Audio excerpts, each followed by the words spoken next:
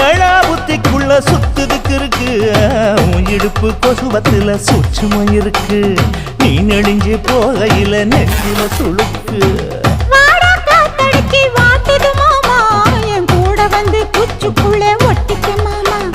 கூதலுக்கு சூடு கொஞ்சம் ஏத்திக்க மாமா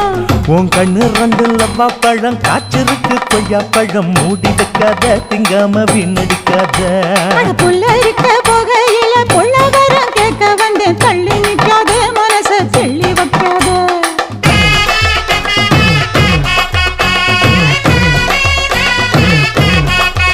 அடியாய் பஞ்சு முட்டாய் சீல கட்டி